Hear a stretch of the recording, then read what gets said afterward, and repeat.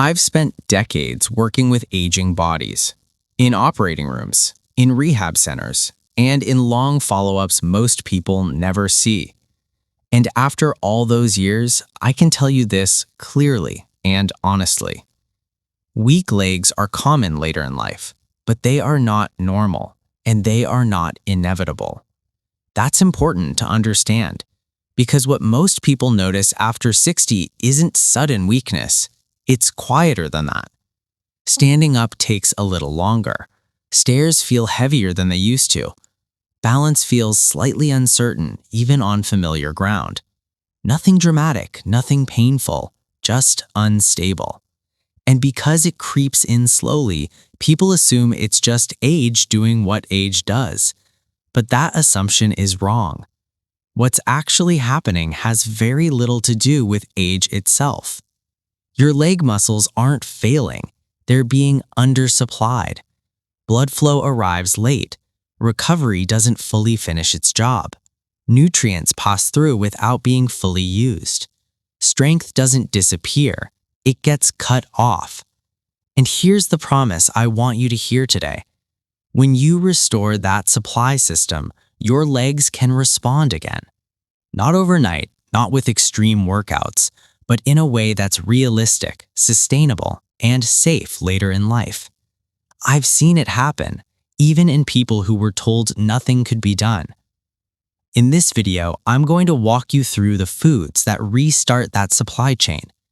Foods that improve circulation to the legs, foods that reduce inflammation blocking strength, and foods that help muscle fibers respond again instead of staying dormant.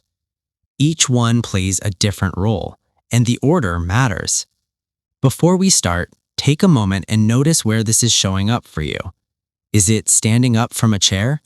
Feeling less steady on your feet? Or realizing your walking distance has quietly shortened?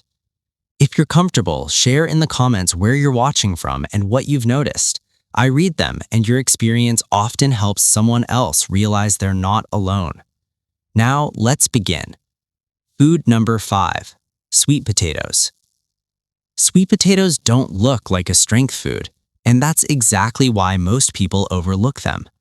When legs feel weak, people think protein, meat, or supplements, and they miss the food that quietly prepares aging muscles to respond again. Here's the key point. When circulation is weak and muscle cells are underfueled, protein alone doesn't help. The signal never fully lands. Sweet potatoes don't build muscle directly, they restore responsiveness first. Inside your leg muscles are tiny energy centers called mitochondria. They don't fail suddenly with age, they wear down quietly. Oxidative stress builds, energy output drops, muscles start to feel heavy instead of strong. Sweet potatoes are rich in beta-carotene, which your body converts into vitamin A. That nutrient helps protect those energy centers so they keep producing power instead of breaking down. Then there's potassium. One medium sweet potato provides a meaningful amount. Potassium controls muscle contraction and nerve signaling. When levels drop, muscles misfire. Cramps appear, strength feels unreliable even when muscle mass hasn't changed. Restoring potassium doesn't create strength overnight, but it removes a major block that keeps existing strength from showing up. Sweet potatoes also stabilize blood sugar. Blood sugar spikes increase inflammation. Inflammation interferes with muscle repair. Keeping blood sugar steady reduces tissue loss between meals and overnight. That stability matters more later in life than most supplements people chase. But here's where many people lose the benefit. They peel them, they fry them, or they eat them alone. The skin contains fiber that protects blood sugar. Frying adds inflammatory fats, and without fat, beta-carotene absorption drops sharply. The best approach is simple. Steam sweet potatoes whole, skin on, until just soft. Let them cool slightly. Eat them with a little fat, olive oil, tahini, or even butter. Timing matters too. Sweet potatoes work best before leg use, before a walk, before errands, before yard work. That's when muscles need steady energy without a crash. One medium sweet potato a few days per week is enough. Think of sweet potatoes as preparation. They don't do the heavy lifting. They make sure the system is ready. And that matters because the next food helps repair what time has already taken away. Food number 4, sardines. Every step you take creates tiny tears in muscle tissue. When you're younger, those tears heal quickly and completely. Later in life, repair slows. Inflammation stays elevated. Muscle fibers rebuild poorly. Strength doesn't fully return between days. Over time, weakness isn't caused by one bad day. It's caused by thousands of small repairs that never finish. Sardines help break that cycle. They're rich in omega-3 fats, EPA, and DHA. These fats don't just circulate in the bloodstream, they become part of muscle cell membranes. That changes how muscles respond to stress. Inflammation drops, flexibility improves, repair signals get through cleanly. Sardines also address a quiet deficiency that affects balance and leg strength directly: vitamin D. Low vitamin D weakens coordination and slows muscle response. Sardines provide vitamin D alongside calcium and protein in the same bite. Calcium drives contraction. Vitamin D allows muscles to respond. Protein supplies the building material. And sardines contain leucine, the switch that tells muscles it's time to rebuild. Buy sardines packed in water or olive oil. Eat the soft bones. They're where much of the calcium lives. Timing matters. Sardines work best after leg use: walking, stairs, light exercise. 2 to 3 times per week is enough to notice steadier balance and less soreness. But repair alone isn't enough if muscle keeps breaking down overnight. That's where the next food comes in. Food number 3, black beans.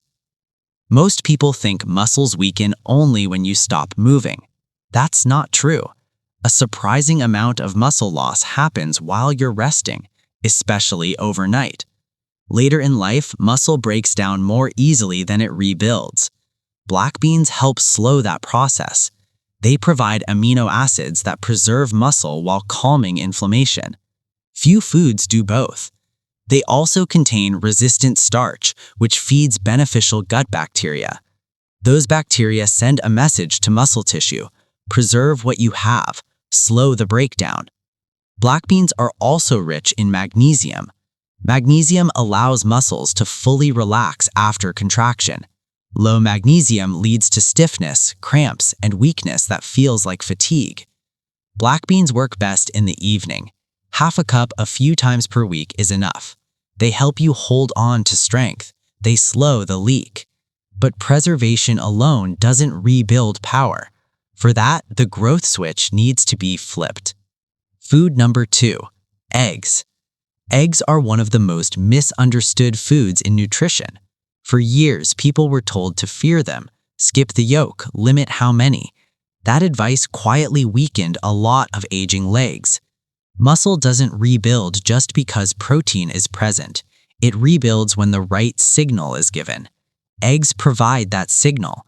They contain complete protein and leucine, the trigger that tells muscle tissue it's safe to rebuild. The yolk matters.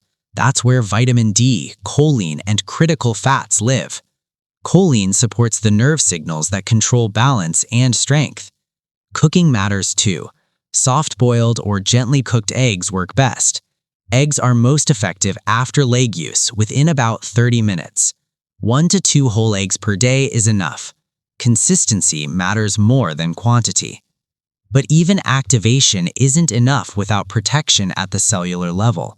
That's why the final food matters most. Food number 1, wild-caught salmon. This is where the system resets. Wild-caught salmon doesn't just provide protein, it changes how aging muscles respond to nutrition altogether. Omega-3 fats become part of muscle cell membranes. Inflammation drops. Signals get through again. Astaxanthin protects mitochondria, the power plants inside your muscles. Vitamin D improves coordination and balance. Creatine supports short bursts of strength, standing up, climbing stairs, catching yourself. Wild matters. Farmed salmon delivers weaker signals. 4 to 6 ounces 2 to 3 times per week is enough. Salmon doesn't force strength, it restores the system that allows strength to return. Weak legs don't come from one missing nutrient, they come from a system slowly falling out of balance. Energy fades, repair slows, signals get quiet. These foods address each step of that breakdown. You don't need all 5 at once. Start with 1 or 2. Use them consistently. Pay attention to the early signs. Standing feels easier, balance steadier, walks don't drain you the same way. This isn't about chasing youth, it's about protecting independence. Strong legs mean freedom. If this helped you, tell me which food you're starting with and why.